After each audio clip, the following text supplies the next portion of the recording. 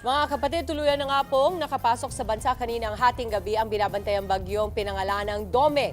Saang mga lugar ang pinakamaapektuhan nito? Alamin natin yan mula sa ating resident meteorologist, sa ating weather Tito Alvin Pura, na laging may panahon para sa iyo, Tito Alvin. Good morning, kapatid. Good morning, Mami Dims, at good morning mga kapatid. Ulat panahon na po tayo. Nandito na nga yung ating ika-4 na bagyo ngayong taon dahil kaninang 12:30 ng madaling araw nakapasok sa loob ng ating Philippine Area of Responsibility itong bagyong may international name na Jangmi at nabigyan na nga yan ng local name na Domeng. Ito pong bagyong Domeng ay nasa tropical storm category pa din ng Pag-asa na may taglay na lakas na hangin na nasa around 675 kilometers per hour malapit sa kanyang gitna at kung minsan may mga pagbugsong maabot sa 90 kilometers per hour. Ito po ay huling namata ng Pag-asa sa layong 1,360 kilometers east ng southeastern Luzon. Ito po ay malayo pa sa anumang bahagi ng ating bansa at wala pa pong direktang epekto sa atin. Pero yung kanyang trough ay nagpapaulan dito sa eastern section ng Visayas at Mindanao. Samantalang, meron na po yung paghila ng ating tinatawag na southwesterly wind flow o pasimula ng habagat na nagdadala naman ng mataas na tsansa ng pagulan, particularly sa kanlurang bahagi ng ating bansa. Ito pong bagyong Domeng ay patuloy na kumikilos, pahilagang kanluran sa bilis na 20 kilometers per hour.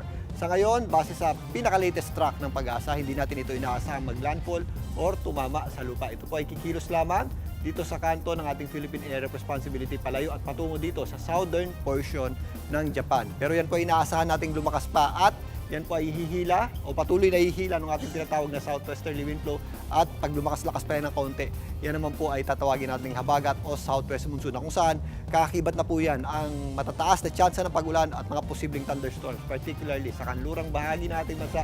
Kasama po dyan ang Metro Manila sa susunod na linggo. If ever, mas mataas na po itong bagyong Domeng dito po sa ating Philippine Area of Responsibility. Sa ngayon, yung kanyang trough o yung kanyang pagbali ng hangin ay nagdadala na po ng mataas na tsansa ng pagulan dito po sa rehiyon ng Caraga. Samantalang yung ating southwesterly wind flow naman ay nagdadala ng mga posibleng pagulan at mga thunderstorms dito po sa Zamboanga Peninsula, ilang bahagi ng Lanao del Norte, kasama na po dyan ng Soc Sargent at BARMM. Natitirang bahagi ng Mindanao, posible rin po yung ating mga pulo-pulo, mga pagulan at mga thunderstorms. Kaya again, mag-ingat po tayo, lalong-lalo na kapag meron tayong malawakang thunderstorms dahil posible po yung magpaba dahil yan po ay mga biglang buhos ng mga malalakas na pagulan na may kasamang pagkulog at pag-idlat. Samantalang dito naman sa Visayas, yung ating epekto ng trough nitong ating binabantayang bagyong Domeng ay nakaka-apekto po dito sa Eastern Visayas.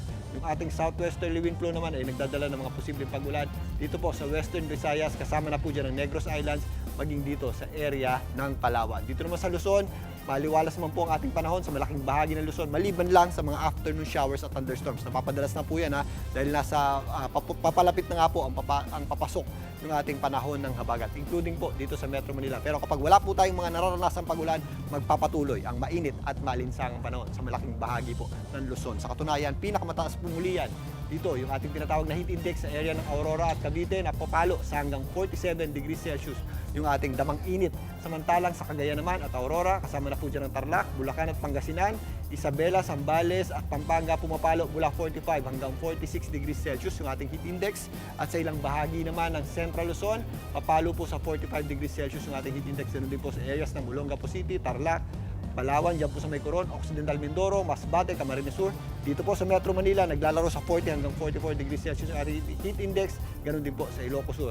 Ito pong mga heat index na ito ay nasa dangerous level pa rin at papanganib na level ng heat index. Kaya doble ingat pa rin po tayo mga kapatid. Dito rin po sa Ilocos Region, sa may Ilocos Norte, dyan po sa Ilawag at Batac, La Union, sa Quezon, Batangas, kasama na po dyan ng Tayabas, Capiz, Negros Oriental, maging dito sa ilang bahagi ng Caraga, sa Surigao del Norte, pumapalo pa rin po sa mapanganib na level na heat index hanggang 44 degrees Celsius po yung ating heat index yan. Sa Metro Manila nga, mula 40 hanggang 44 degrees Celsius yung ating heat index. May kainitan pa rin po sa tanghali pero pagsapit ng hapon, nagiging maulap yung ating panahon at posible po yung ating mga localized at mga pulo-pulong pagulan at thunderstorms. Kagaya po ng nangyari kagabi.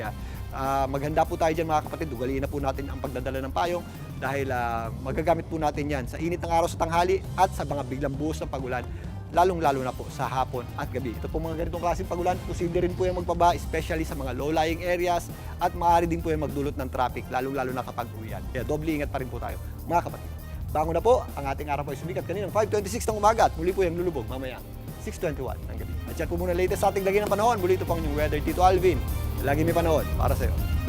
Mga kapatid, dito Alvin Pura po na laging may panahon para sa iyo, umaraw man o umulan, dapat laging handa. Kaya't para maging updated sa pinaka-latest weather updates, mag-follow at mag-subscribe na sa social media pages ng News 5.